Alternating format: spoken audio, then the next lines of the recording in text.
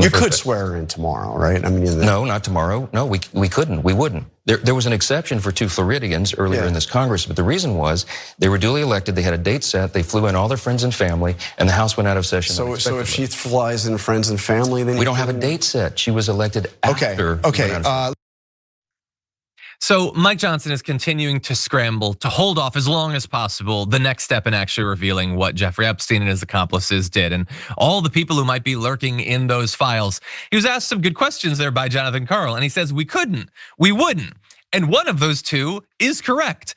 The couldn't isn't correct. There's literally nothing stopping him from swearing her Adelita Grijalva in today or tomorrow or Wednesday. The wouldn't is true. He in fact won't. And then he said, the last time it was because they were duly elected, which Adelita Grijalva was, so I don't even know why you're bringing that up. A date was selected, what, like by the Oracle at Delphi? Just you guys chose a date. And by the way, I think it's in Jonathan Karl's answer after that. So I'll leave it to him. I have a lot more thoughts. Watch some more of that. When are you going to swear in Representative-elect Adelita Grijalva? As soon as we get back to legislative session, when Chuck Schumer allows us to turn the lights back on. Why haven't you done it already? Because this is the way the institution works. I'm following the Pelosi precedent, by the way, when my dear friend from Louisiana, Julia Letlow, was elected to fill the seat of her deceased husband because of COVID. Nancy Pelosi took 25 days to swear her in. By the way, are you saying? Let me stop you. Are you saying that Nancy Pelosi refused to swear her in earlier? No, I'm saying that's my very point. Is this is the normal process? My understanding is that was the date that actually the representative-elect Letlow at the time requested.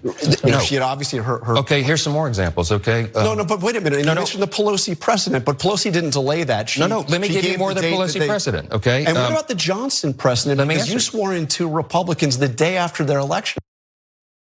That was right. Let me give you another example because that one sucked. Yeah, so I love, and by the way, I'm glad that Jonathan Karl did that because I didn't even know that was true. He didn't want to say that Pelosi delayed because it wasn't true. He just said it's the Pelosi precedent, which by the way, why would he follow the Pelosi precedent or anything? They didn't have to.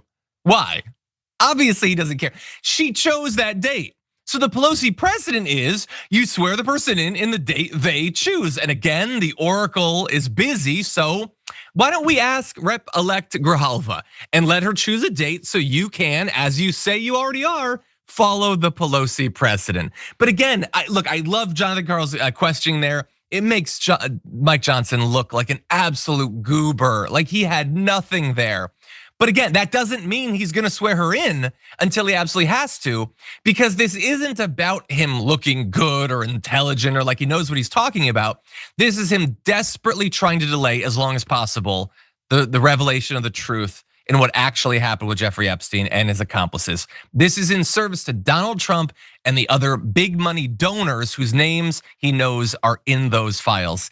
And before we throw to conversation with you, JR, Donald Trump also tweeted over the weekend that he wants Thomas Massie taken out. He is desperate to get rid of Thomas Massie because Thomas Massie has the discharge petition to get the Epstein files out. So this is no holds barred, full court press. We have to cover up the Epstein files. What do you think? Do you notice?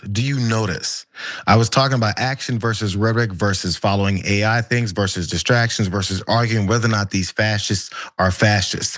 When he wants something done, he'll post about he needs to be thrown out of office ASAP. That's actionable direction. Yeah. When they want something done that they know is important to their fascism, they want it done. By the way, I still think this is one of the major things and the reasons why they embraced this government shutdown and made sure that it continues on as long as possible. Not only just Adelita Grijalva, but making sure that anyone else that may come aboard, even if she wasn't the last one that could sign on to this discharge petition, they want to make sure that this is the thing. I'm telling you, man, this Epstein thing is bigger than everything else. It's the thing that's going to expose too many folks that are behind the scenes, that are in front facing, the people that we've getting these little like hints about who it is that they really are.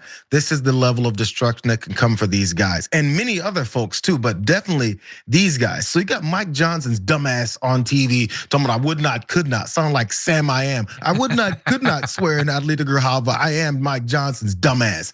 The problem now, and actually the good thing is, it's been decades of the problem. People like John Karl are holding his ass to the fire.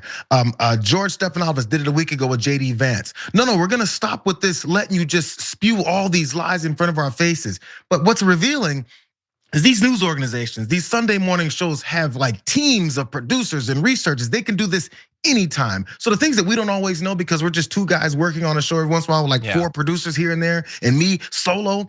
The thing is we have to research and dig and dig and dig, and they've got teams where they don't do any of that stuff. So it's really easy for John Carl and George Stephanopoulos and the rest of them to be like, you know what, I'm gonna stop you there because I've got 7 different examples to show why you're lying so much. The only reason that they're now doing it is because they're starting to look so bad because there's such an avalanche of BS coming from this Trump presidency that now Mike Johnson, for some reason, is the mouthpiece for it when he's not that good at it with his smarmy ass, getting on TV, and they're starting to go, man, how am I gonna let this pea-brain piece of trash make me look bad? So they finally decide to stop looking bad. I'm like, I'm gonna push back on you, you little minuscule mouse of a human being.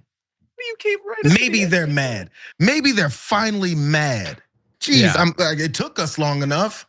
Okay, maybe he'll stop going on TV now. That was great. Also, second the show is done, I'm gonna start working on that Seuss, that satire of Mike Johnson refusing to swear in Adelita Grijalva.